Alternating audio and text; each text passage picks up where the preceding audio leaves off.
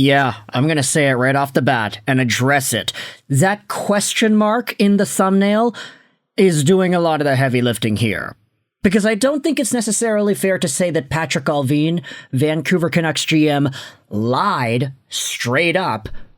But there is enough fuel to go out there and conclude that he did if you wanted to see it that way.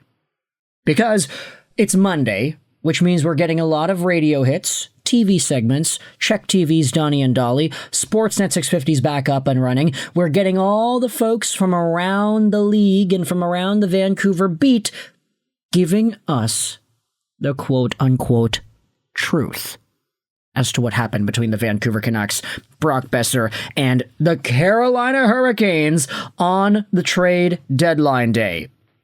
Because Dollywall said earlier this morning, some say the Carolina Hurricanes offered one of their first-round picks from the Rantanen deal for Brock Boeser in the final half hour of the trade deadline. He said the Canucks did not want to get worse. They offered him a new contract extension Wednesday and Thursday, and another one on Friday, and they weren't close still.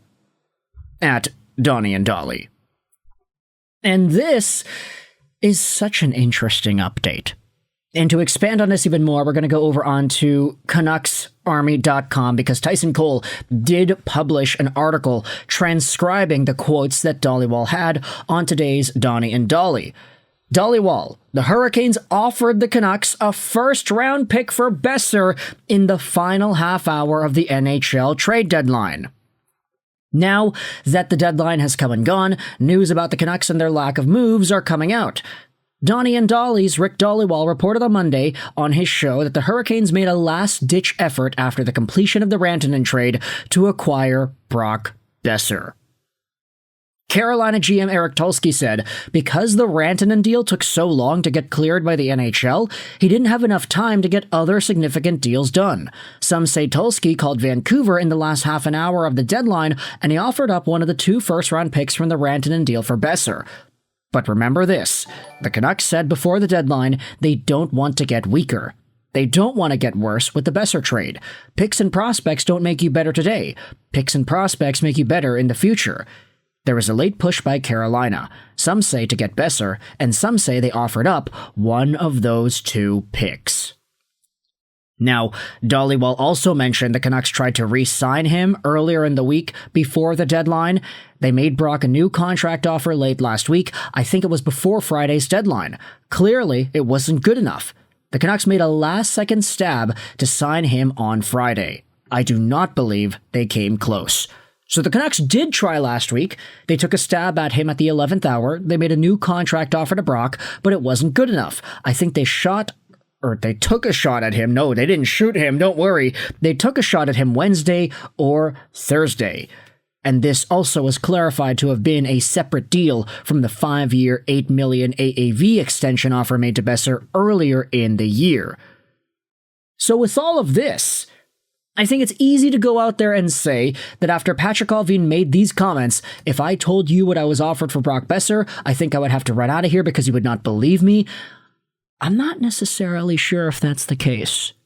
And the reason you can go out there and think about the Vancouver Canucks as potentially being liars, or at least management for being liars in this situation, is because it was talked about by Friedman 2 days ago that Vancouver wanted a first for Boeser, and they quote-unquote didn't get one. There apparently wasn't an offer for a first. Yesterday, we also spoke about some of the extra details with Brock Boeser. This was talked about by Patrick Johnston on The Province, that apparently you had Carolina asking for Brock. That was confirmed, but Jesperi Kotkaniemi would have been involved in the deal too, and Carolina also wanted an unnamed prospect from Vancouver, either Willander, Lekaramaki, Elias Pettersson, one of them, and because Vancouver did not want to get rid of those prospects, they said, no, we're not going to take your Kotkaniemi in a first offer for Boeser.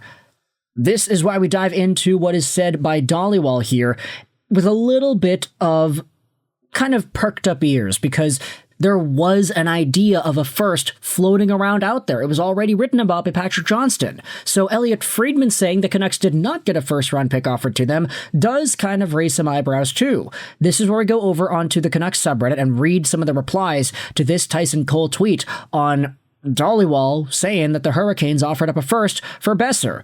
What kind of contract does Boeser even want? He's having a terrible contract year for a supposed goal scorer.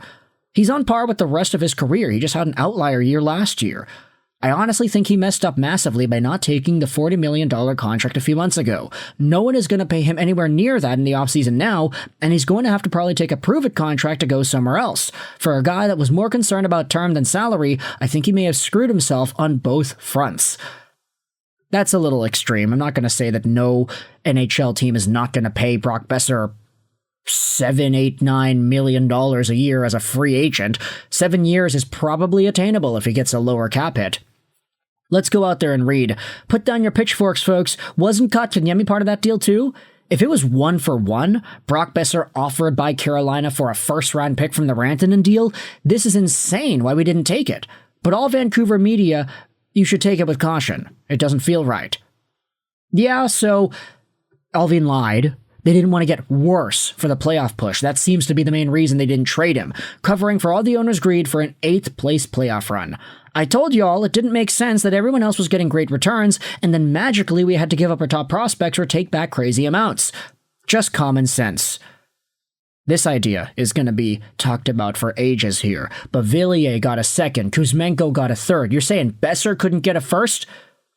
If the quote is from Donnie and Dolly, it's coming from Dolly, who's notorious for backing up the agents of players. This leak could be from Brock's agent, who has a great relationship with Donnie to boost up Brock's value after the deadline. It doesn't necessarily mean the Canucks lied. There's always two sides and a lot of different people with different interests at play here. Another reply says, I'm wondering if this is a case of two things being true at once.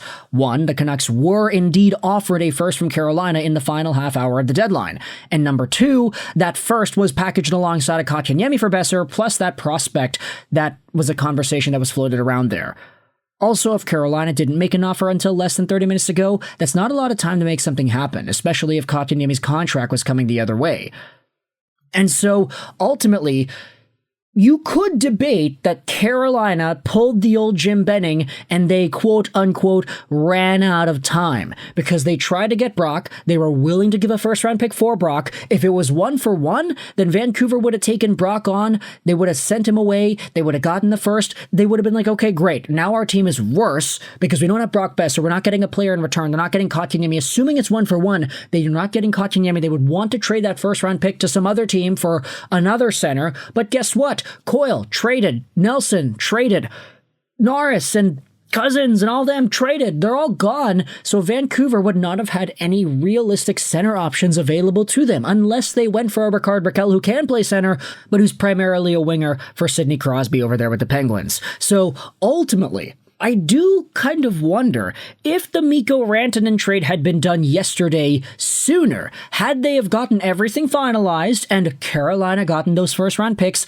on Friday morning, not really close to the trade deadline, if they hadn't run out of time to go out there and get other assets, would we have seen Vancouver maybe hold on to that trade idea, hold on to whatever Boeser proposal they would have gotten for a first, and say, hey, Tulski, we'll get back to you, we'll send Boeser to you, but we gotta make sure that we're able to get another roster player by flipping that first-round pick, a la Marcus Pettersson from the JT Miller trade. I think this tweet kind of sums it all up nicely. The Canucks were only going to trade Boeser for a first if they could flip that first for another player because making the playoffs is their only priority. They can't say that publicly, so instead they make up BS that they got no good offers and they embarrassed Boeser in the process. This is why Patrik Allvin always makes the trade so early into the year. They want extra time. They traded Bo Horvat away. They waited a while. Then they traded for Filip Hronek. They traded JT Miller away. They got Hedl. They waited a while. And by a while, I mean a few hours. And then they traded for Marcus Pettersson. If this Boeser trade idea came literally in the last half hour of the deadline, then there's no option for them to flip that first-round pick for another player that makes the team better in the now. It's just an entire colossal mess of a situation, and I think there's very realistic reasoning to go out there and say that Patrik Allvin lied when he said that nothing was really offered for Brock Boeser. If they got a first-round pick for him, offered for him, that was there. But they just said no. Now, we don't know if it was a 1-for-1 trade. Boeser for just a first, or if the deal that Dolly is referring to is that same Kotkaniemi deal. I guess we'll never know.